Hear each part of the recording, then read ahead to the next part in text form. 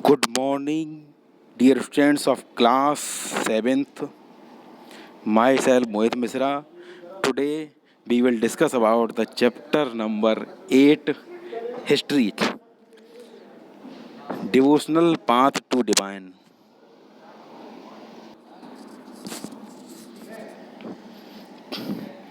The idea of Supreme God.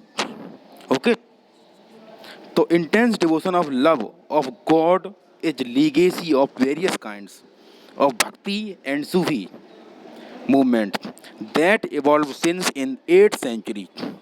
The idea of supreme God कहता है before number one, before large kingdom emerged, different groups of people worshipped their own gods and goddess.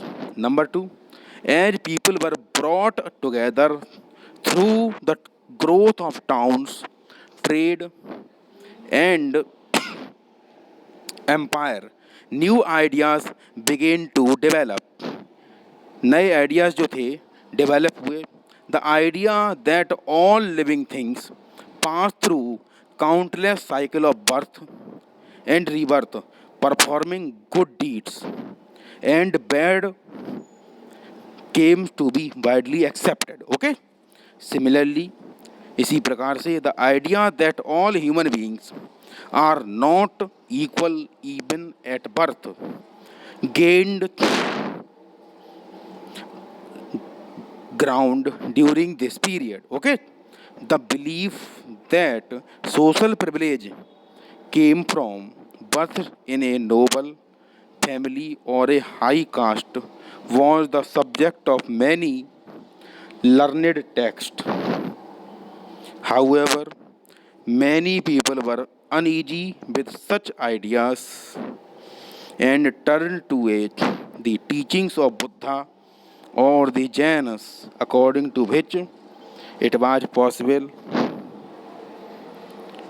to overcome social differences and break the cycle of rebirth through personal efforts. Okay, चलिए हम पढ़ते हैं हिंदी में.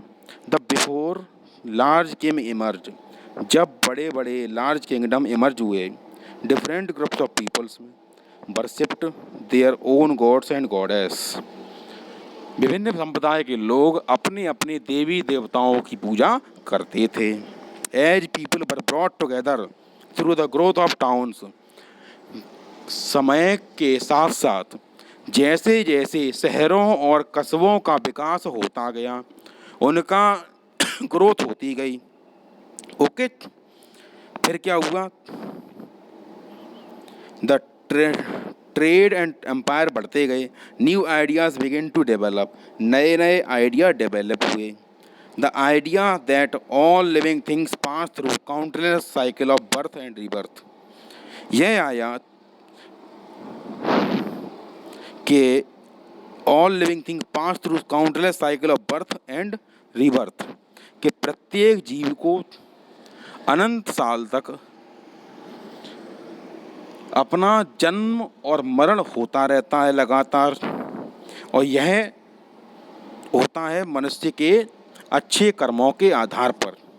Similarly the idea that all human beings are not equal at birth gained ground during this period, वैसे ही सभी प्रकार के मनुष्य जन्म से ही सभी बराबर नहीं होते हैं. The believe that social privilege came from birth in a noble family or a high caste was the subject of many learned texts. Okay, यानी कि अगर कोई हाई कास्ट का व्यक्ति है और उसमें जन्म लेता है कोई व्यक्ति, तो वो भी हाई कास्ट का माना जाएगा, उसे बहुत सारी टेक्स्ट करने का अधिकार होगा. However, many people were uneasy with such ideas. अब इस आइडियाज़ के साथ बहुत से लोगों को ज़्यादा आसानी नहीं होती थी. And turn to the teachings of Buddha और the Jainas, according to which it was possible. फिर क्या हुआ? वे लोग जैन धर्म की ओर, बौद्ध धर्म की ओर मुड़ गए. Okay, to overcome social differences and break the cycle of rebirth through personal effort, उन्होंने अपने पर्सनल एफर्ट के द्वारा इस रीबर्थ के साइकिल को चैलेंज कर दिया. Other felt attracted towards to the idea of supreme God who could deliver human from such bondage. आदर्श लोगों ने क्या किया, इस प्रकार के आइडिया की तरफ अट्रैक्ट हुए जिन्होंने मनुष्य को कुछ बॉन्डेज के साथ, शारीरिक बाध्यताओं के साथ इस संसार में भेजा है। ठीक है, इफ अप्रोच विद डिवोशन, हम उसको भक्ति के मार्ग पर जाएंगे। This idea advocate in the Bhagavad Gita grew in popularity in early centuries of common era. जो कॉमन एरा था उसकी अर्ली सेंचुरी में ये वाला आइडिया प्रमोट हुआ। The Shiva, Vishnu and Durga as supreme deities came to be worshipped through elaborate rituals. अपनी अपनी मान्यताओं के अनुसार लोगों ने भगवान शिव, भगवान विष्णु और माता दुर्गा जी की पूजा करना शुरू कर दिया। At the same times gods and goddesses worshipped in different areas. उसी समय गॉड्स, भगवान और देवी देवताओं ने, goddesses, worshipped in different areas, इस डिफरेंट एरियाज में पूजा करना शुरू कर दिया। Came to be identified with Shiva, Vishnu and Durga.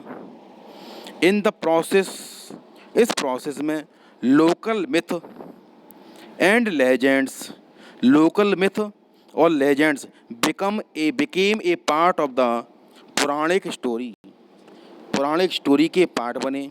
And methods of worship recommended in the Puranas were introduced into the local cults. Okay? Evenly, the Puranas also laid down that it was possible for devotee to receive the grace of God regardless of their caste status. Okay? The idea of bhakti became so popular that even Buddhists and Jainas adopted these beliefs. ये idea of bhakti जो था इतना ज़्यादा popular हुआ that even Buddhist, के Buddhist लोग भी और जैन लोग भी इन्होंने इस बिलीफ को मान लिया। ओके, अब हम पढ़ते हैं ए न्यू काइंड ऑफ भक्ति इन साउथ इंडिया। साउथ इंडिया में एक नए भक्ति मूवमेंट की स्थापना हुई जिसको आप नयनार्स और अलवर्स के नाम से जानते हैं। The 7th to 9th centuries saw the emergence of new religious movement led by the Nayanars, जिसको saint devoted to Shiva, Nayanars वो डिवोटी कहलाए जो भगवान शिव को मानने वाले थे। And Alvars saint devoted to Vishnu, भगवान विष्णु को मानने वाले थे। Who came from all caste including those considered untouchable like Pulaiyars and Panaras. Okay, number 2, they were sharply critical of Buddhist and Jainas and preached ardent love of Shiva or Vishnu as the path to salvation. Okay, students?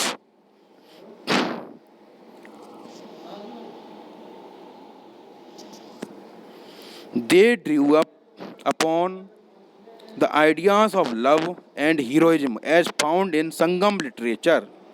इन्होंने idea of love, प्रेम का विचार, and heroism और heroism का विचार जो है found किया इन संगम literature में, जिसका अर्लीस्ट एग्जाम्पल तमिल लिटरेचर रहा।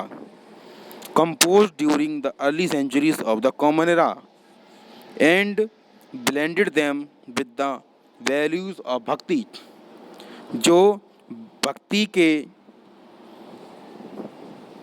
प्रेम से ये ब्लेंड था। The Nayanars and Alvars went from place to place. Alvars और नयनार्स जो थे एक स्थान से दूसरे स्थान पर घूम रहे थे, composing exquisite poems in praise of the deities enshrined in the village they visited and set them to music. ये गांव-गांव में जाते हैं और भगवान की रचनाओं में, भगवान के